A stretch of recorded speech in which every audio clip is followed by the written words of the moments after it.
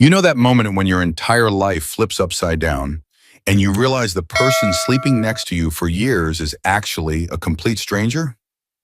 That's what happened to me. But I'm getting ahead of myself. My name is Ethan Miller. Still am an engineer with a passion for innovation that borders on obsession. 7 years ago, I was riding high at Tech Fusion, one of Denver's rising tech companies. We were developing next-generation software solutions, and I was leading a team working on groundbreaking data encryption algorithms. Life was good, really good. That's when I met Emily. It was at Mike's housewarming party. Mike was my college roommate who'd finally bought his dream house in Cherry Creek. The place was packed with the usual suspects, co-workers, old friends, and friends of friends.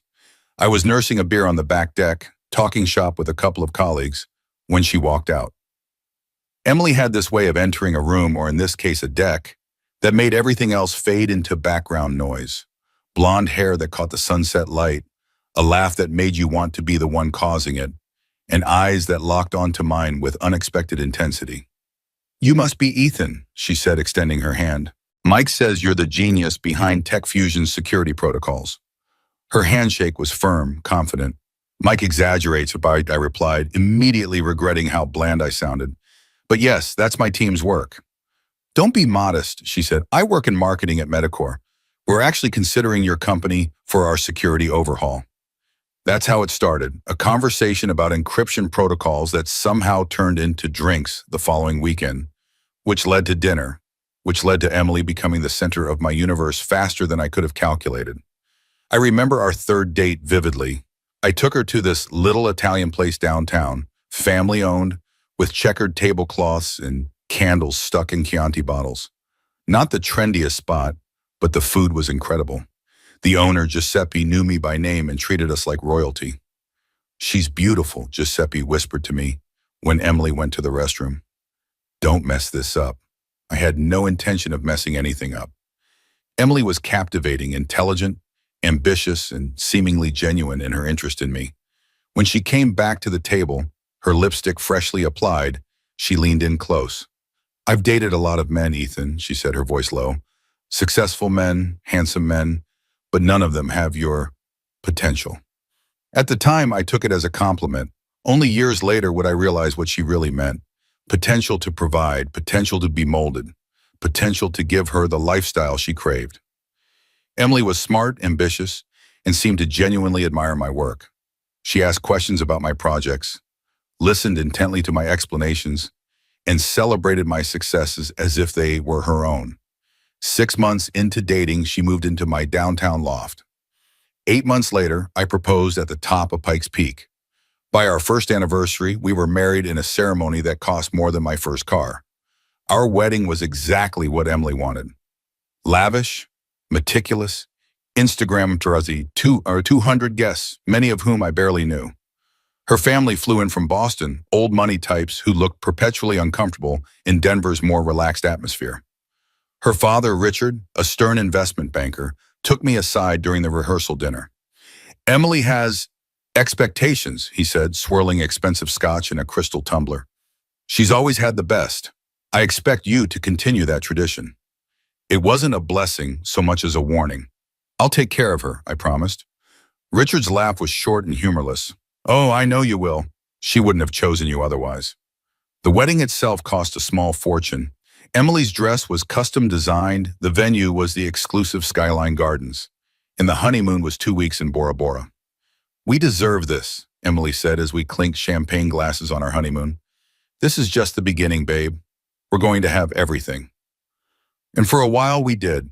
My salary at Tech Fusion was substantial, and Emily's marketing career was taking off. We upgraded from my loft to a sprawling house in Highlands Ranch, 2 luxury cars in the garage, vacations in places I'd only seen in magazines. Emily had expensive taste, but I didn't mind. I loved seeing her happy, loved being the one who could give her the life she wanted. Our social circle expanded to include Denver's tech elite and their equally polished spouses. Dinner parties, charity galas, ski weekends in Vail. Emily thrived in these settings, networking effortlessly, always looking immaculate. I often found myself watching her from across the room, wondering how I'd gotten so lucky. Your wife is something else, my colleague James told me at a company holiday party. How did a code monkey like you land someone like her? I laughed it off, but the question lingered. How had I landed her? And why had she chosen me? You're my dream come true, she would say, kissing me before I left for work. And I believed her. 3 years into our marriage, I was promoted to Director of Innovation, which came with stock options and an even bigger salary. Emily celebrated by redecorating our entire house. It needs to reflect your new status, she explained, as I stared at the invoice for custom furniture that cost more than some people's annual salary. I didn't argue. Money wasn't an issue, and if this made her happy, so be it. I was working 12-hour days, often bringing work home. Emily would bring me coffee in my home office, massage my shoulders, tell me how proud she was. Keep going, babe, she'd whisper. We're building an empire. I remember the day I first noticed something off. I'd come home early, a rare occurrence, hoping to surprise Emily with tickets to a concert she'd mentioned wanting to see. The house was quiet when I entered, but her car was in the garage. I called out, got no response, and headed upstairs. Our bedroom door was closed. I heard Emily's voice, the tone she used for business calls, crisp and professional. I was about to knock when I caught a fragment of her conversation. Just a matter of time before the promotion comes through, she was saying. Then we're looking at another 30% bump in household income, minimum. I froze, hand midair. She was discussing our finances with someone. Not unusual in itself, but something in her clinical tone made me hesitate. No, he has no idea about the Aspen property, she continued. I've been moving money from our joint account in small increments. By next year, I'll have enough for the down payment. I stepped back, mind racing. Aspen property? What was she talking about? We'd discussed buying a vacation home someday, but not seriously and certainly not secretly. Before I could process what I was hearing, her voice changed. I've got to go. Talk soon, Mom. I retreated quietly down the stairs, went back outside, and then made a noisy entrance, calling out to her. Emily appeared at the top of the stairs, smile perfectly in place. You're home early, she said, coming down to kiss me. Everything okay at work? Everything's great, I lied, matching her smile with one of my own.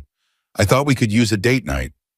That evening at the concert, as Emily sang along to her favorite songs, I studied her profile in the flashing lights and wondered who exactly I'd married. The next day, I checked our joint accounts and credit card statements. Nothing seemed amiss, but I wasn't an accountant. If she was moving money in small increments, as she'd said, would I even notice? I thought about confronting her, but held back. Maybe I'd misunderstood. Maybe it was an innocent conversation about future plans, not some secret scheme. I told myself I was being paranoid. Emily loved me. She wouldn't be planning some kind of financial deception. But a seed of doubt had been planted, and it would continue to grow. What I didn't tell Emily was that beneath the glossy surface of tech fusion, things were starting to crack. The tech industry is volatile, and companies rise and fall with alarming speed. Our main product line was facing stiff competition, and quarterly reports were showing concerning trends. As a director, I was privy to information that hadn't gone public.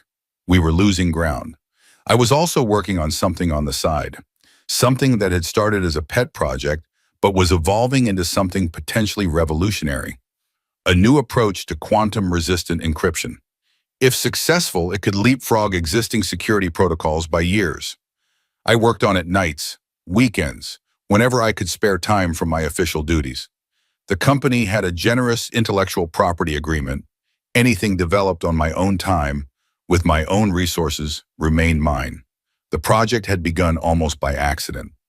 I'd been reading research papers on quantum computing, threats to current encryption standards, and had an insight about a potential algorithmic approach that might be resistant. At first, it was just intellectual curiosity, a puzzle to solve. I set up a separate workstation in a corner of my home office, bought with my own money, never connected to Tech Fusion's network. I kept meticulous logs of my time, documenting when I worked on company projects versus my personal research. I wasn't naive about intellectual property disputes. I'd seen too many careers destroyed by them. Emily showed little interest in the technical details of my work. which was both a disappointment and, as it turned out, a blessing. She asked how projects were progressing at Tech Fusion, but her questions always circled back to the same themes: promotion timelines, bonus structures, stock option vesting schedules. You know what would be amazing? She said one evening as we were getting ready for bed. If you could develop something proprietary, something the company needs so badly they'd have to make you a VP to keep you. The irony of that statement, given what I was already working on in secret, wasn't lost on me. That's not really how it works in tech, I told her. It's more about team efforts, building on existing platforms. She rolled her eyes. That's such a worker bee mentality, Ethan. The real money is in disruption, in making yourself indispensable. She wasn't wrong, but her focus was always on the money, the status, never on the innovation itself or the problems it could solve. It was a fundamental difference in our worldviews that I was only beginning to recognize. Then came the first tremor in our perfect life. Tech Fusion announced a company-wide freeze on bonuses. I broke the news to Emily over dinner at our favorite restaurant, thinking a public setting might soften the blow.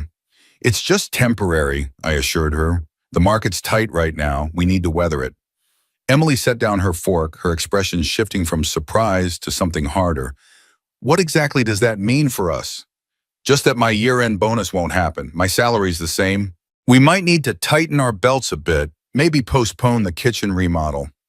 She laughed, but it wasn't the laugh I'd fallen in love with. This one had edges. Tighten our belts? Are you serious right now? It's just business. Every company goes through. Don't me, she snapped. We had plans. The kitchen, Aspen for Christmas, that investment property in Boulder. Now you're telling me none of that is happening? The mention of Aspen triggered my memory of the overheard phone call. So it wasn't just talk with her mother. There really were plans for property there. I'm saying we might need to prioritize. It's not that big a deal. She took a long sip of her wine, then said in a voice I barely recognized, "This isn't the life you promised me, Ethan. This isn't what I signed up for." Something cold settled in my stomach. What exactly did you sign up for? Success, she said flatly. Security, growth, not excuses about market conditions. The drive home was silent. That night, Emily slept on her side of the bed, her back to me, an invisible wall between us. It was the first of many such nights. Over the next few months, Tech Fusion's situation worsened. There were whispers of layoffs, then actual layoffs. My team was reduced by half. I worked even longer hours trying to steady the ship while still developing my encryption project in what little time remained. The atmosphere at home grew increasingly tense. Emily started questioning every expense, not to economize, but to ensure her own expenditures weren't affected. "Do you really need another monitor for your home office?" she asked, scrolling through our credit card statement. "That's $300 we could put toward the Aspen Fund." "The Aspen Fund?" I echoed, giving her the opportunity to explain. She waved dismissively. "You know, our vacation savings for someday." I let it drop, but my suspicions deepened. Was she still siphoning money from our accounts? And if so, how much had she already taken? Emily's attitude shifted dramatically. The morning kisses stopped. The shoulder massages vanished. When I came home late, I'd find her on the phone, conversations ending abruptly when I entered the room. She started going out more with the girls, women I'd met maybe once or twice, if at all. "You're always working anyway," she'd say with a shrug when I asked about her plans. Someone might as well have fun. One night around 1 a.m., I was still up working on my encryption algorithm when I heard Emily's car in the driveway. She'd been out with friends again. I heard her fumbling with her keys, then the front door opening. There were voices, Emily's, and a deeper one, a man's voice. I stepped out of my office in time to see Emily at the foot of the stairs, a tall man in an expensive suit standing close to her. Too close. "Emily?" I called out. They both turned. The man, handsome, around my age, but with the polished look of old money, raised an eyebrow. "Ethan," Emily said, her voice slightly slurred. "This is Jason. Jason, my husband." Jason nodded but didn't offer his hand. Emily had a bit too much to drink. I offered to drive her home. "How considerate," I said, coming down the stairs. "I can take it from here." "Of course," Jason smiled at Emily. We'll finish our conversation another time. The look that passed between them wasn't even trying to be subtle. Emily touched his arm. Thanks for the ride. After he left, I turned to Emily. Who was that? Was? Just a friend, she said, kicking off her heels. Met him at Vanessa's gallery opening. Seemed friendly. She gave me a cold look. What exactly are you implying, Ethan? I'm not implying anything. I'm asking who the man in our house at 1 a.m. is. And I told you, a friend. She brushed past me toward the stairs. Unlike you, some people actually enjoy my company these days. I watched her go, wondering when my wife had become someone I didn't recognize.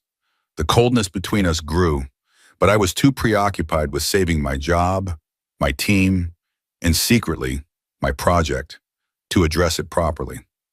I told myself we'd work through it once things stabilized. We'd been happy once. We could be happy again. Maybe that was naive, or maybe I just didn't want to face the truth, that our marriage had been built on Emily's expectations of what I could provide, not who I was. My encryption project became my refuge. Late at night, when the house was quiet and Emily was asleep or out with her mysterious friends, I'd lose myself in lines of code, in the elegant complexity of mathematics. The work was challenging, engrossing, and unlike my marriage, yielded consistent progress. Then came the day I'd been dreading. I was called into the CEO's office on a rainy Tuesday morning. Tech Fusion was being acquired by Next Gen Technologies, a larger competitor. My position was redundant. I had 30 days, a decent severance package, and the sincere regrets of a man I'd worked with for 7 years. The meeting itself was painfully brief. Tom Jenkins, our CEO, looked genuinely distressed as he delivered the news. You know this isn't personal, Ethan, he said. The merger means duplicate positions, and Next Gen already has their leadership team in place. I understand, I said, though understanding didn't make it any easier to accept. What about my team? Tom sighed. Some will be retained, others. He spread his hands helplessly. I fought for you, Ethan. For all of you. But the decisions were made at levels above me. I nodded, throat tight. What happens now? He slid a folder across his desk. Severance details, 6 months salary, healthcare continuation, outplacement services. Your last day will be 4 weeks from today. I took the folder, strangely calm, despite the ground shifting beneath my feet. And my current projects? You'll transition them to the Next Gen team. Their CTO, Marcus Whitfield, will be in touch to coordinate. The name rang a bell. Marcus Whitfield was well known in the industry, brilliant, demanding, with a reputation for recognizing talent. Maybe there was still a chance. Could there be a position for me at Next Gen? I asked. Tom's expression told me everything before he spoke. I asked. They're bringing their own people. I sat in my car in the parking garage for almost an hour, rain pounding on the roof, trying to process what had happened. Not just the job loss, but what it would mean for Emily and me. Things were already strained. This might break us completely. But maybe I thought this could also be an opportunity. With my severance, I could focus on my encryption project full-time. It was close to being ready for patent application. If it worked out, it could be worth far more than my job at Tech Fusion ever was. I drove home with a strange mix of dread and hope churning in my gut. Emily's car was in the driveway, which was unusual for that time of day. She typically worked until 6. I found her in the kitchen, opening a bottle of wine. You're home early, I said. She looked up, surprised, then composed her features into something neutral. Half day at the office, team building this afternoon that I skipped. She poured herself a glass. Why are you home? I took a deep breath. I got laid off. Tech Fusion is being acquired. Emily froze with the glass halfway to her lips. What? Next Gen is buying the company. My position's being eliminated. I have 30 days, and there's a severance package. She set the glass down so hard that wine sloshed over the rim. How much? 6 months salary. Healthcare for 3. It's actually pretty generous. And then it happened. Emily laughed. Not nervously, not in disbelief, a genuine laugh, as if I'd told the funniest joke she'd ever heard. Of course, she said, shaking her head. Of course this would happen. I always knew you'd fail, Ethan. Deep down, I think I was just waiting for it. Her words hit me like physical blows. What are you talking about? The entire company is being restructured. This isn't personal, isn't it? The golden boy, the brilliant engineer. Turns out you're just another guy who couldn't cut it. She took a long drink of her wine. You know what the worst part is? I'm not even surprised. I stood there, stunned into silence. This wasn't shock or grief talking. This was something else entirely, something that had been lurking beneath the surface of our marriage. Emily, we can get through this. I have plans, projects I've been working on. Save it, she cut me off. I'm not interested in your little side projects or whatever desperate scheme you're cooking up. She grabbed her purse from the counter. I'm meeting Vanessa for drinks. Don't wait up. She brushed past me, leaving the scent of her perfume and the echo of her words hanging in the air. I heard the front door slam, her car start, tires on gravel as she backed out too fast. And I stood in our kitchen, surrounded by all the expensive things we'd accumulated, feeling like I'd woken up in someone else's life. That night, Emily didn't come home. She didn't answer my calls or texts. When she finally appeared the next afternoon, she smelled of unfamiliar cologne and had the defiant look of someone who'd crossed a line and wasn't bothering to hide it. I'm staying at Vanessa's for a while, she said, stuffing clothes into an overnight bag. I need space to think. Think about what? I asked, though I already knew the answer. About whether this marriage has a future. She zipped the bag with finality. You should be thinking about the same thing. I watched her pack, a strange calmness settling over me. You're leaving because I lost my job. I'm leaving because this isn't what I signed up for, she corrected, rifling through her jewelry box. I married a man with potential, with ambition, not someone who gets laid off and then stands around looking shell-shocked. It happened yesterday, Emily. What exactly did you expect me to do in 24 hours? She paused, earrings in hand. Fight, make calls, leverage your network for a better position. Instead, you're talking about projects and getting through this. It's pathetic. Her cruelty was breathtaking. But what struck me most was how revealing it was. This was the real Emily, calculating, cold, viewing our relationship as a transaction that was no longer paying dividends. Go to Vanessa's, I said quietly. Take whatever time you need. She looked almost disappointed by my calm response. Perhaps she'd wanted a fight, tears, desperation. Instead, I opened the door for her, helped carry her bag to the car, and watched her drive away without another word. Over the next 2 weeks, Emily made occasional appearances to collect more belongings. Each time, she was colder, more distant. She'd gone from my wife to a hostile stranger in the blink of an eye. Meanwhile, I threw myself into my encryption project, working around the clock.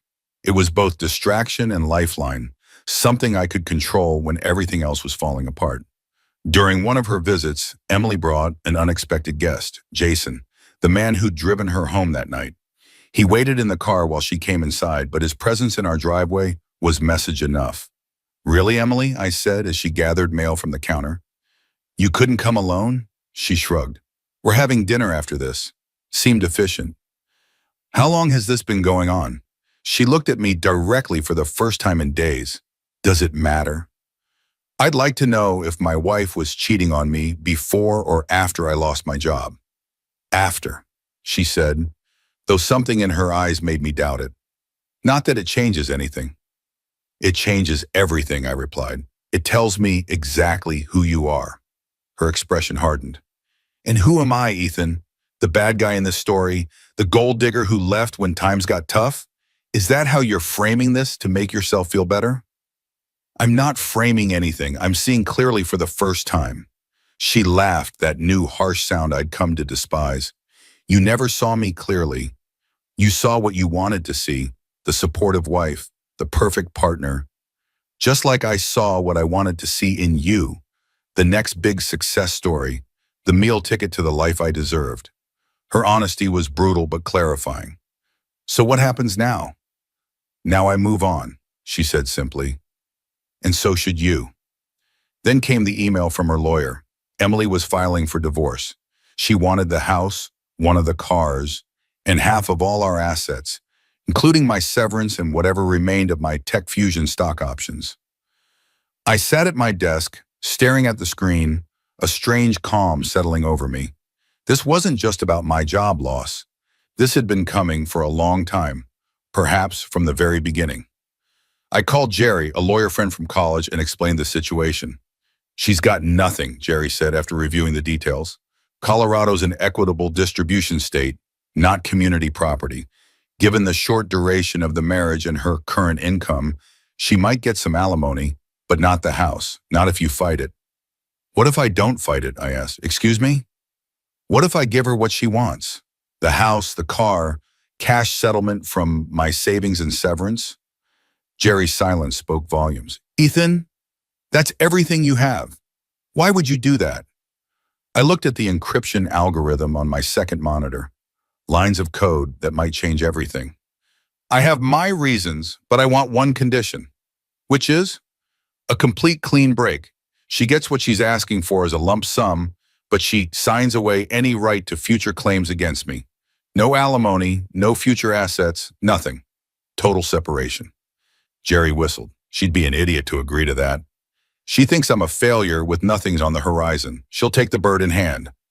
Jerry was skeptical, but agreed to draft the offer.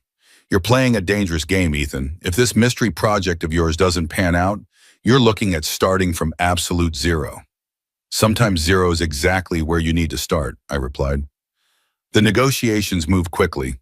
Emily was eager to finalize things, particularly when she saw I wasn't fighting her demands.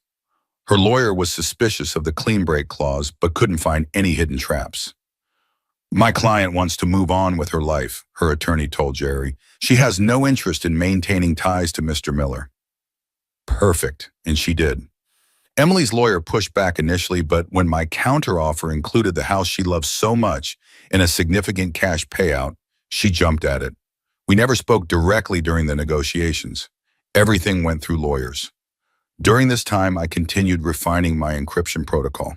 I'd made a breakthrough just before the layoff notice. And now, with unlimited time to focus, the pieces were falling into place rapidly. I consulted with a patent attorney, different from my divorce lawyer, who confirmed my approach was novel and potentially valuable. This could be significant, he said, reviewing my documentation. Very significant. The day we signed the divorce papers, I saw Emily in person for the first time in over a month.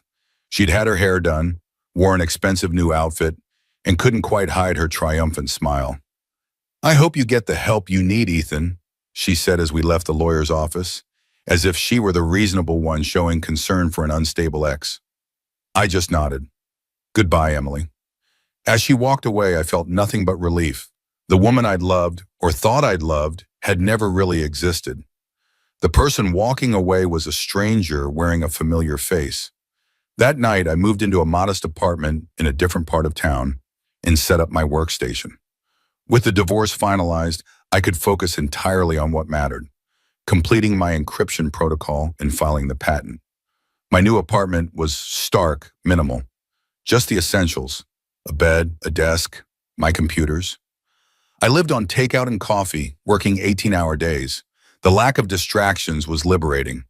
No social obligations, no keeping up appearances, no navigating Emily's moods. Just me and the problem I was trying to solve. I lost track of time. Days blurred into nights and back again. I was aware, in a distant way, that this wasn't a healthy lifestyle, but it was a necessary phase. I was close to something important, something that could change everything. 2 months later, I submitted my patent application. 1 month after that, I got a call from Marcus Whitfield, the new CTO at NextGen, the company that had acquired TechFusion. Your name came up in our acquisition review, Marcus said. Specifically, a note about a personal project you were working on. Something about quantum-resistant encryption? My heart raced. Someone at TechFusion must have mentioned my side project during the transition. That's right, I confirmed. It's patent pending. We'd like to see it. If it's what we think it is, NextGen might be very interested. I arranged a meeting but spent the days leading up to it in a frenzy of preparation. This wasn't just a technical presentation. It was potentially the most important business negotiation of my life. I needed to understand my leverage, the market value of my innovation, and how desperately NextGen might want it. I reached out to former colleagues who'd stayed through the acquisition, buying them drinks and discreetly gathering intelligence. The picture that emerged was promising. NextGen was aggressively moving into cybersecurity markets and needed cutting-edge encryption technology to compete with industry leaders. The meeting with NextGen's technical team was the most intense presentation of my life. I walked them through my algorithm, explained its advantages, showed test results. When I finished, there was silence, then a flurry of whispered conversations. Marcus pulled me aside afterward. "This is groundbreaking, Ethan. Truly, we want to acquire this technology exclusively." "It's not cheap," I warned him. He smiled. "Name your price." I had done my homework. I knew what this was worth in the current market, knew how desperately companies like NextGen needed this exact solution. I named a figure that made my voice shake slightly. $20 million. Marcus didn't blink. "Let's start the paperwork." I wasn't naive. Before signing anything, I brought in specialists, a technology valuation expert, a patent attorney, and a financial advisor with experience in tech acquisitions. We structured the deal carefully. The patent would be sold to a trust I controlled, which would then license it exclusively to NextGen. This kept my name off the public paperwork and protected the asset. The negotiations took weeks. There were moments when it seemed the deal might fall apart, disagreements over licensing terms, royalty structures, exclusivity periods. But my team was excellent, and my position was strong. NextGen needed this technology more than I needed their money. When the deal closed, I felt nothing at first, just a strange numbness as I stared at the bank balance on my screen, a number with more zeros than I'd ever seen in my account. It didn't seem real. I called Jerry, my divorce lawyer, who'd become something of a friend through the process. "It worked," I told him. "The project paid off." "How much?" he asked. When I told him, the line went silent. Then, "Jesus Christ, Ethan, and Emily has no claim on this?" "None. The development was entirely post-separation, and she signed away all future claims." Jerry let out a low whistle. "You magnificent bastard. You planned this all along." "Not exactly," I admitted. "I knew the project had potential, but the timing, that was just luck." "Some people make their own luck," Jerry replied. "What are you going to do now?" It was a good question. What do you do when you suddenly have more money than you ever expected to see in your lifetime? I rented a nicer apartment, bought a sensible car, and invested most of the money following my advisor's conservative strategy. No flashy purchases, no social media announcements, no revenge fantasies. I simply began building a new life, quietly and methodically. I took time to reconnect with friends I'd neglected during my marriage and the divorce aftermath. I started exercising again, hiking in the mountains that had drawn me to Colorado in the first place. I considered traveling, but found I was content to stay put for a while, to ground myself in a life that was entirely my own. 6 months passed. I consulted for select clients, worked on new projects, made new friends. I dated occasionally, but kept things casual. The wound of Emily's betrayal was still too fresh for anything serious. Then came the call from Jerry. "Your ex-wife is trying to reopen the divorce settlement, Ned," he said without preamble. "She's claiming you concealed assets." "What? How did she?" "Someone at NextGen has a big mouth, apparently." Word got out about the patent sale. The tech blogs picked it up, and eventually it reached her. "She's demanding half of the proceeds, claiming it was developed during your marriage." I felt a flash of anger, quickly replaced by cold determination. "She signed away all rights to future claims." "Yes, she did," Jerry confirmed, "which is why her case is weak. But she's hired Samantha Reeves." Samantha Reeves was one of Denver's most aggressive divorce attorneys, known for scorched earth tactics and emotional manipulation through the press. "Let her come," I said finally. "We have the agreement." The lawsuit dragged on for months. Emily claimed I had been deceptive and manipulative, that I had hidden the potential value of my work from her deliberately. Her new attorney filed motion after motion, demanded depositions, subpoenaed records from NextGen. The legal battle became increasingly bitter. Emily gave interviews to local business publications, painting herself as the supportive wife who had been cruelly deceived by her calculating husband. While I was standing by him during tough times, He was secretly developing technology worth millions, she told the Denver Business Journal. Then he tricked me into signing away my rights just before cashing in. The publicity was uncomfortable. Former colleagues reached out, some supportive, others clearly fishing for a gossip. My parents called from Arizona, concerned about the stories they were hearing. Is any of this true, Ethan? My father asked. Did you hide assets during your divorce? No, I said firmly. The technology wasn't developed until after we separated, and Emily was the one who wanted out, not me. Then why is she saying these things? Because she's angry and greedy, I replied, and because she knows that even if she loses in court, she can damage my reputation. I sat through a 6-hour deposition in which Samantha Reeves tried every trick to get me to admit I had planned this all along. Did you inform your wife about this project? She demanded. Emily never asked about my work, I replied calmly.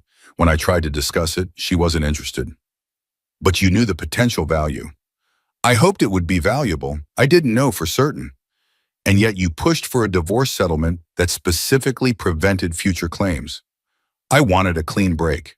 The terms were fully disclosed and agreed to by both parties with legal representation. Round and round we went. Through it all, I maintained my composure, answered truthfully, and refused to be baited into anger. Meanwhile, Emily was telling a different story to anyone who would listen. I heard from mutual friends that she claimed I had tricked her, that I had been working on a secret $1 million project while pretending our finances were in trouble. She painted herself as the victim of a calculating con man. What Emily didn't know, what her expensive attorney failed to uncover, was that I had meticulous records. Every hour I'd worked on my project was documented, dated, and time-stamped, all on my personal equipment, outside of company time. The intellectual property agreement with Tech Fusion was ironclad, and most importantly, the significant development work had happened after Emily had already moved out. The judge reviewed the evidence and was unimpressed with Emily's claims. The divorce settlement stood.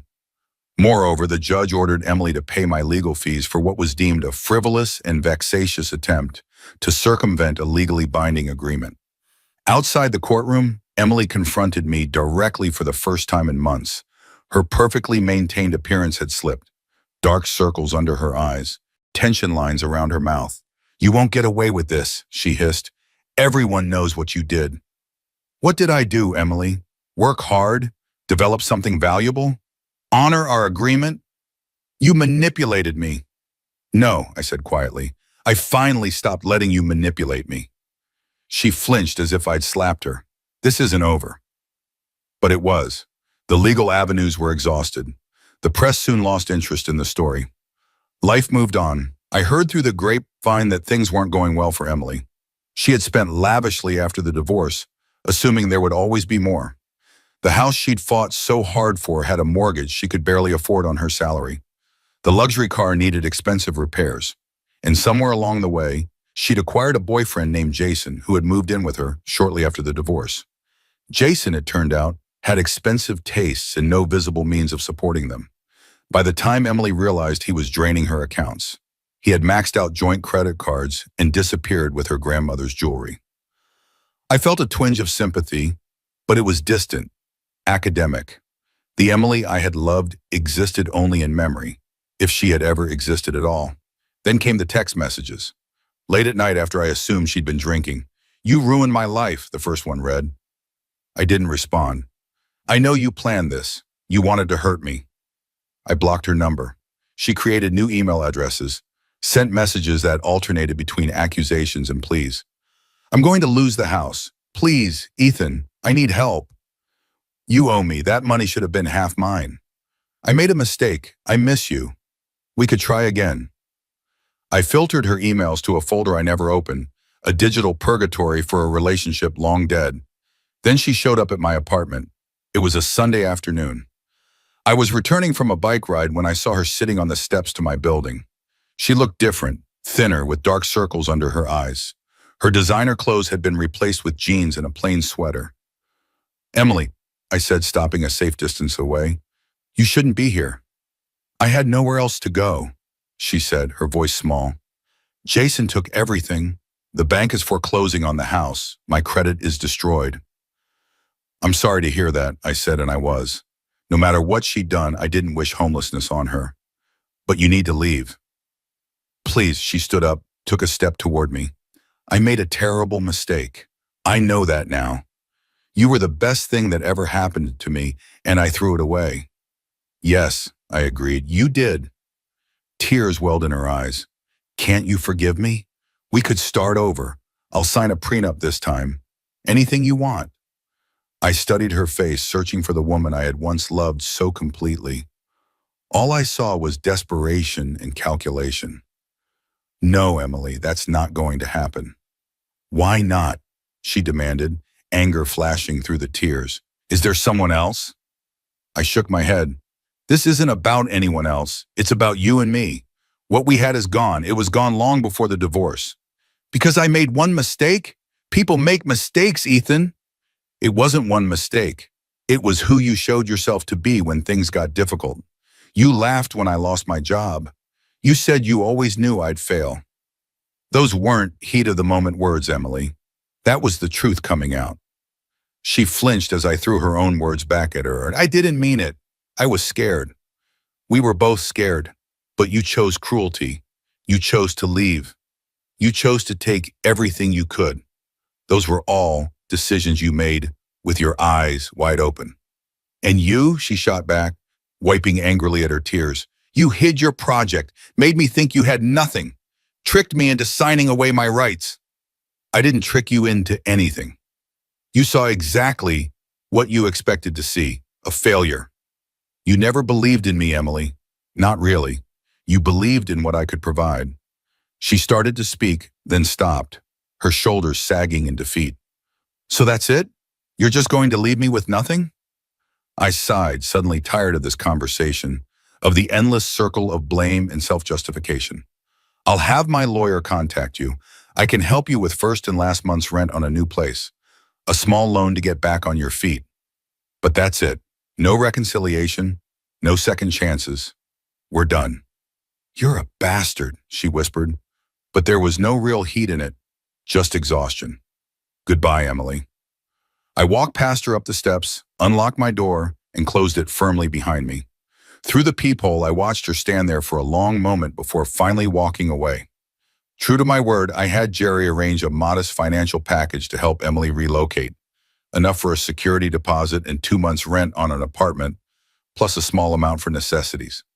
It was a fraction of what she'd asked for, but more than she deserved. The assistance came with strict conditions. She would cease all contact with me, directly or indirectly.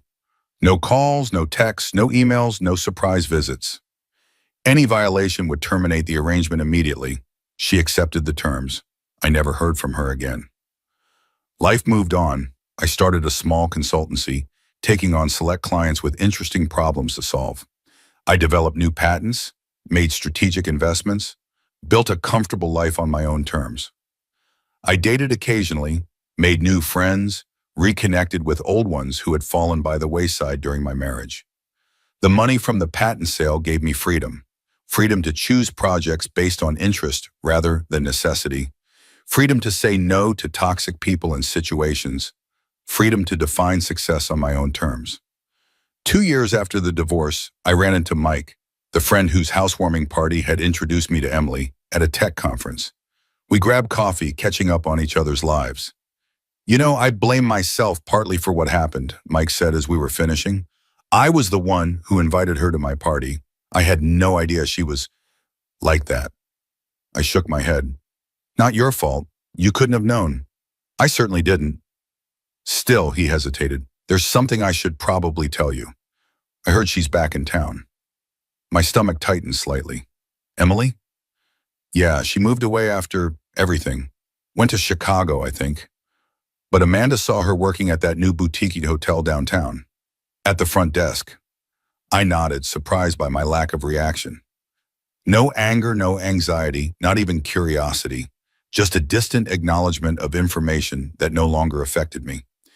Thanks for letting me know, I said. But it doesn't matter anymore. Mike studied my face. You really are over her, aren't you? I am. And as I said it, I realized it was completely true. The woman who had once been the center of my world was now just someone I used to know, a character in an old story that no longer had the power to hurt me. Later that week, I was downtown for a meeting with a potential client.